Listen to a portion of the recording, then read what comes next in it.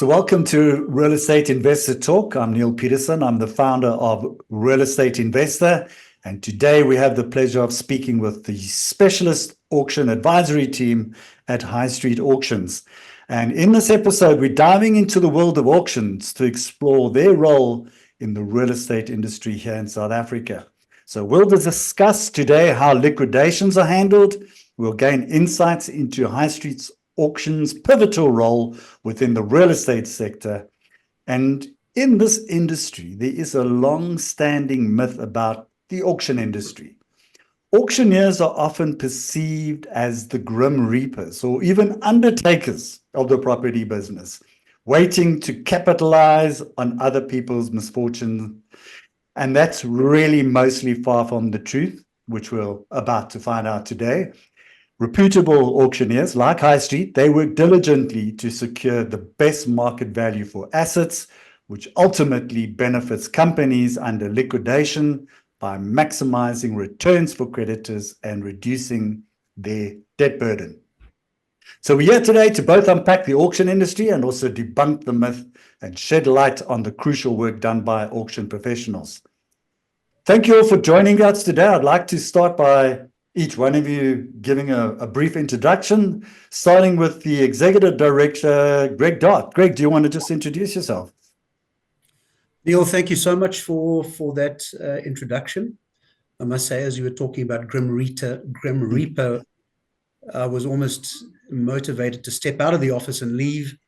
Certainly didn't paint us in a particularly good light, but thank you for the correction and putting a better perspective on it. Certainly, the auction industry has moved quite considerably past the old perception that was held about it only dealing with distressed sales, and often that buyers are only in for the bargain. By no means. I think the auction industry and the auction platform has proven itself as a credible option available for sellers to extract maximum and optimal value in the marketplace in a transparent fashion and on terms that are very favorable to the seller. We'll unpack that further during our session, Neil, so thank you for that. We are, I know, focused particularly on this session on what we call the turnaround, restructuring, and insolvency industry, the acronym being TRI. In very broad terms, business rescue practitioners focus on the turnaround and restructuring of business, so the rescue, whilst liquidators deal with businesses that have reached a full insolvency or bankruptcy. And I mean, you have reported often enough, Neil, in Real Estate Investor, how companies here in South Africa are ever increasingly facing economic pressures, and that very many of these companies are now left with little choice but to perhaps consider a liquidation or business rescue process. Similarly, over more recent times, we've seen a number of major filings for business rescue. We've seen Tongaat Hewlett, South African Post Office, to quote just two. Nampak, we've seen, had appointed a CRO, or a Chief Restructuring Officer, and we've all watched Rebosa's property fund with its business rescue process. There's no doubt that the modern-day restructuring of insolvent companies requires a very unique skill set on the part of those specialist practitioners. They require, I would call, exceptional technical, operational, and financial acumen. So just in terms of framing what High Street does, I need to make that point that we are not a specialist TRI practice. I think the better way of framing it is that High Street Auction is a service provider to that TRE industry and its practitioners. We do offer various advisory services through either collaboration with corporate real estate services companies or our core businesses. And very specifically, I think, as we are talking about auction today, auction is one of the various platforms we offer for disposal of immovable and movable assets that have to be sold as part of this BRP or liquidation process. The objective either being to bring some liquidity at balance sheet as part of the rescue process, or to settle creditors where you have a full insolvency. I'm very proud to say that we have an extensive experience in providing these solution sets. We've completed disposals of many, many immovable assets in the industrial, commercial, residential, and agricultural spaces, farming spaces for the TRI industry in the past. I think it's a matter of record, and most people know we still hold the South African auction record for the highest price achieved for a commercial property, where we sold the liquidated Kyalami racetrack for about 205 million rand. We also hold the South African residential auction record for the disposal of a mansion in Clifton at 96 million. That was a bank instruction. And currently, we continue to do this good work. We currently have a commercial property under auction. We received an instruction for disposal through Summit Trust, which is a very specialized insolvency and business rescue practice trusted by your blue chip clients. I'm hoping, Neil, that just gives you a broad perspective on what we do. And I know you'll be putting some questions to our team. So if you would allow me the liberty of just doing a quick intro to Of course. my very competent Please do. team. Thank you. So when people see them coming up and putting very competent answers to your questions, they'll have a bit of background on them. I'll start with Manny, Emmanuel Castis, TRI head. Manny's been in the organization for the longest.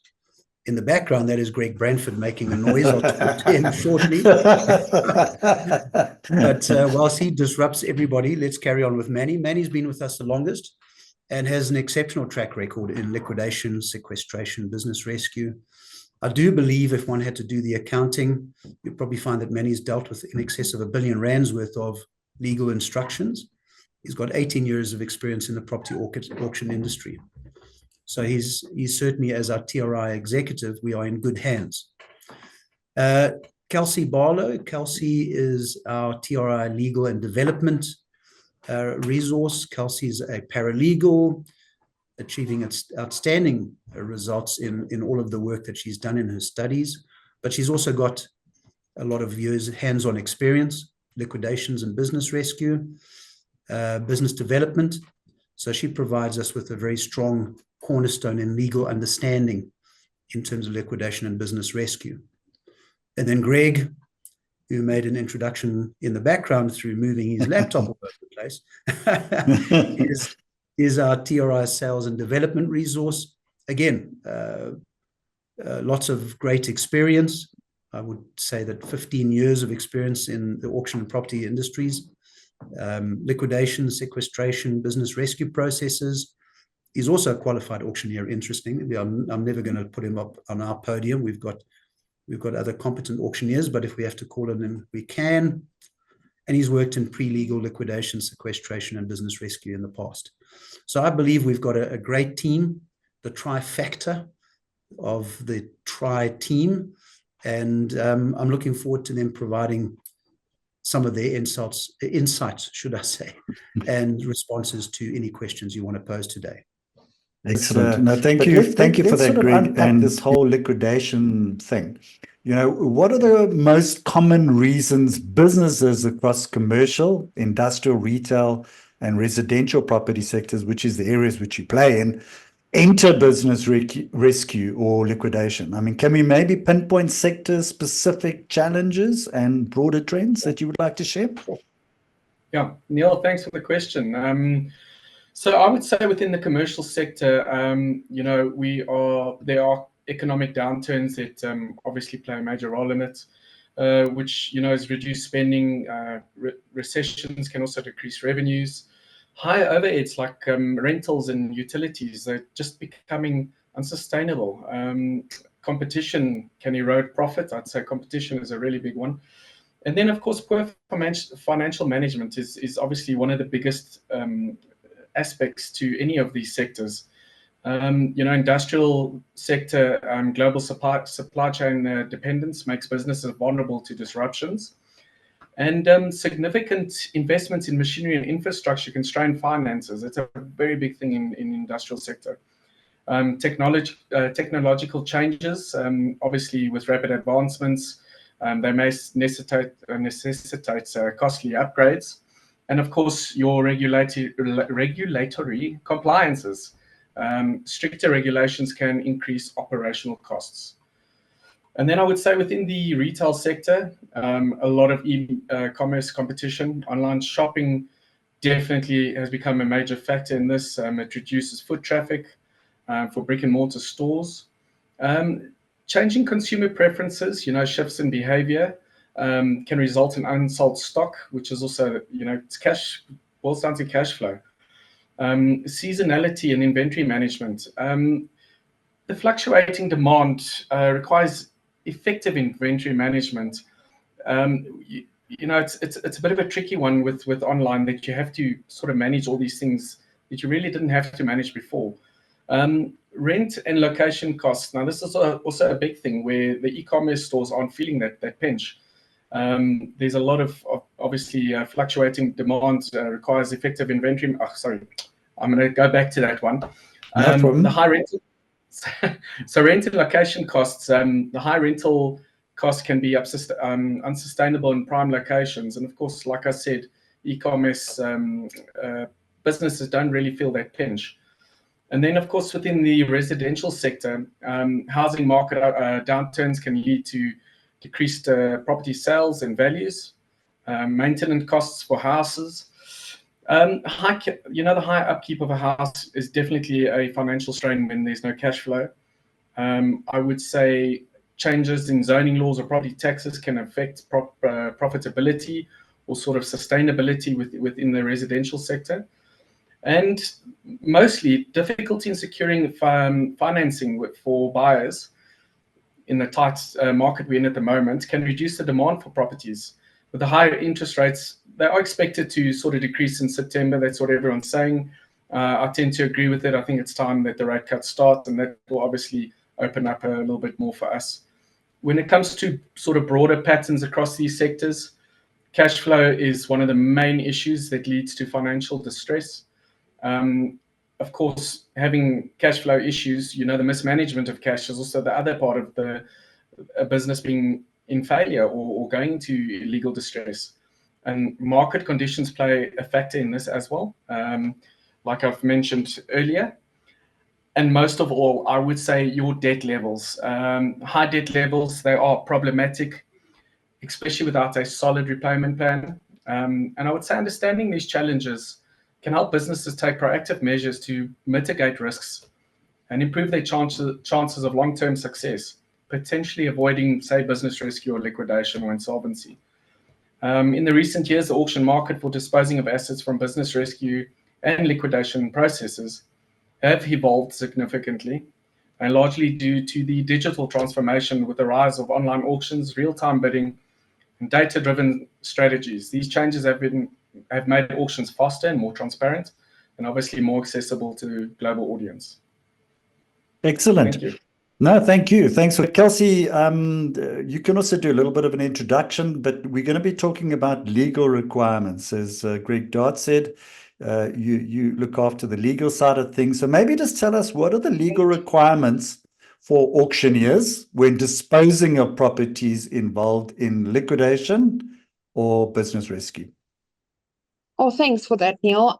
In South Africa, auctioneers handling the disposal of properties that form part of a liquidation or business rescue must really just adhere to specific legal requirements to ensure compliance with the country's laws and regulations.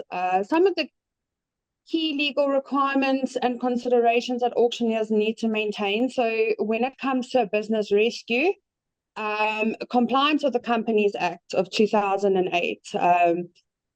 Business rescue provisions, auctioneers must ensure that the disposal of properties under a business rescue complies with the Companies Act, particularly sections 128 to 154, which govern really the business rescue process.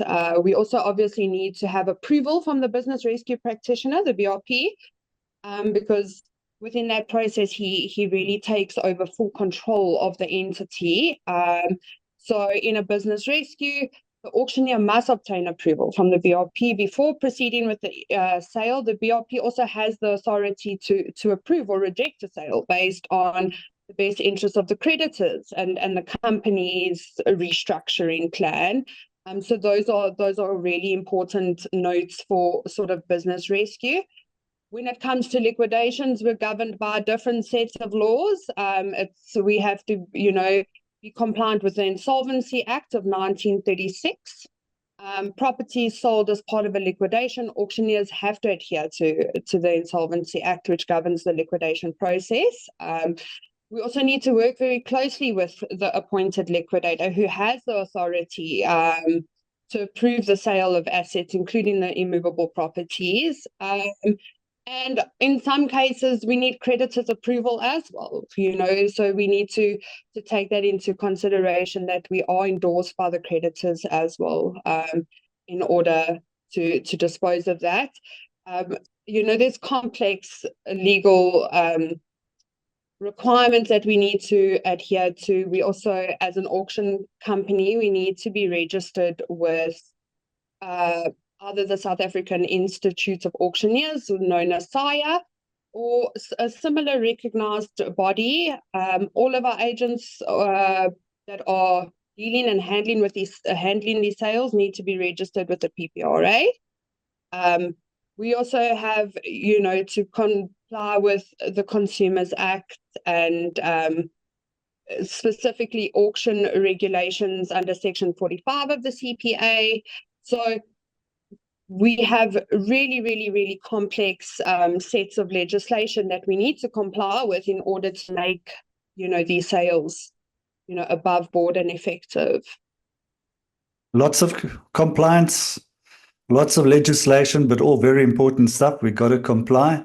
Thank you for that, Kelsey. So I want to bring in Manny, and I want you to talk a little bit about the sort of evolution of auction markets.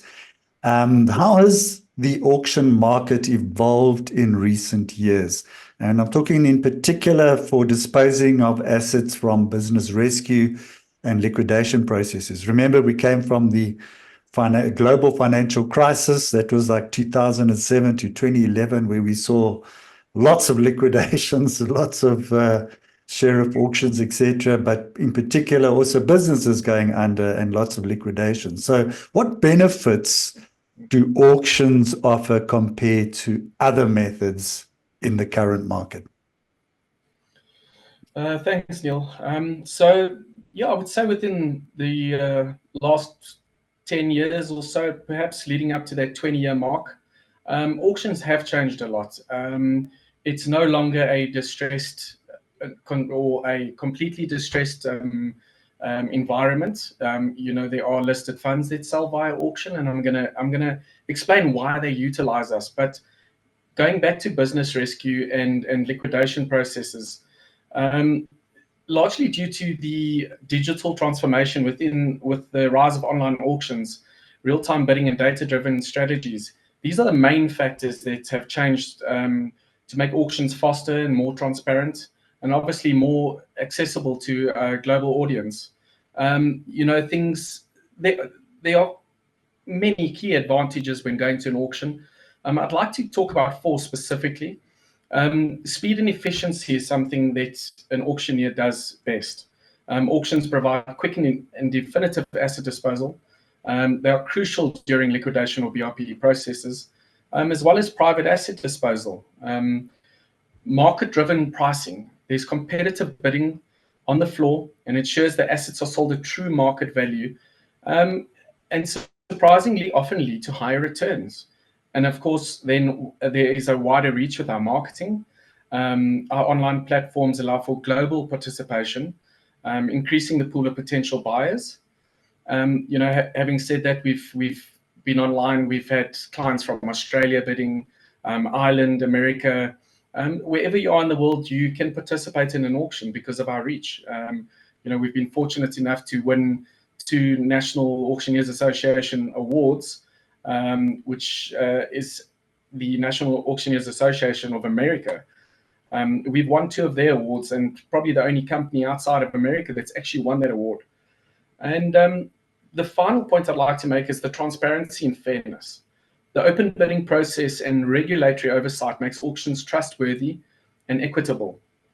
And I would say in today's volatile market, auctions offer a reliable, efficient, transparent method for converting assets into cash and making them an attractive option for businesses in financial distress or simply wanting to restructure their portfolio. Excellent. Great. Thanks for clarifying that, Manny. Greg, we've heard about all the processes from everybody. And as I said, there's a lot of moving parts. But what makes you unique in the auction market? I mean, what makes high street auctions, what sets you apart from all the other auctioneers? Thank you, Neil. As I've mentioned before, there's no one size fits all. High Street provides researched and professional asset values. We provide various platforms for the disposal of these assets. These include the multi-property auction platform, the online timed auction, the closed invite-only auction, which in particular would be for the business rescue plan, should that be required. And then obviously, but not leastly, the private treaty options or a structured transaction. These options I've mentioned are carefully considered and assessing each asset where the action is most appropriate to achieve maximum value and returns for the creditors. Okay, excellent. No, thanks for clarifying that. Any asset class across the board, and we just really want to support that. And like Greg Branford said earlier, we really are just partners, and we look forward to growing and being the go-to in terms of supporting their business process and lightening their burden overall as well. Excellent. Thank you. That's Kelsey Barler, TRI, Legal and Development Executive, High Street Auctions. Greg Branford, your final thoughts? I'm going to sum it up in one word, Neil. Passion. If you walk into our office in the morning, I don't think there's one person in this whole team. Now I'm going outside the TRI team to the High Street Auction family as a whole. There is not one person that is not passionate about property and working here in this environment. The laughs, the family we have, and we do this professionally with honesty and with huge integrity. Excellent. Nice way to wrap up there, Greg Branford. He's head of TRI Sales and Development at High Street Auctions. And last but not least, we've got Greg Dart. He's the Executive Director at High Street. Your final thoughts, Greg, your parting shots. You got the final word here. And so the spotlight is on. Thanks for that, Neil. Without preparing a specific response, I mean, I'm on the board of directors here at High Street, and I have a fiduciary duty to be responsible in our practice as an auction house. I think, let me reach out to all boards of directors in the industry that might be facing some financial distress. Because what we're seeing all too often in the industry is that boards of directors leave the request for professional assistance from restructuring insolvency professionals. They leave it very late. It's almost as though they admit defeat and are worried about the element of accountability. So perhaps they resist such intervention. And what happens is that organization reaches a point where there's very little to rescue.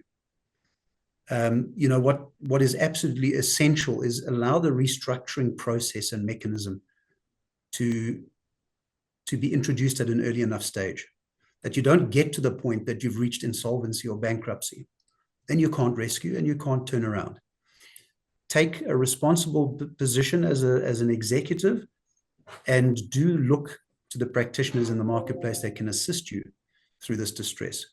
And then we as High Street, in working with those practitioners, the TRI practitioners, understand that the auction platform is a very, very viable tool or platform to unlock the value that you require to bring back liquidity to your balance sheet and help you find a path into a more healthy organization.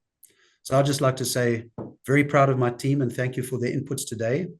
Neil, none of us are media savvy necessarily. Mm-hmm. So we are behind the scenes, most of us. Absolutely. Yeah. So those that need a little bit more polish, let us have another chance in the future. But we thoroughly enjoyed the time with you. Absolutely. Yeah, great discussion. I think great way to end off there. Greg Dart, he's the Executive Director at High Street Auctions. And to the team, it's wonderful chatting to you all. And we wish you well going forward. And thank you for really unpacking the auction industry. And I think there's a lot of lessons for people to learn out there in terms of that process and what is involved. a lot of moving parts, a lot of things happening. And to the team, thank you very much. This is Neil Thank you, Peterson Neil. along with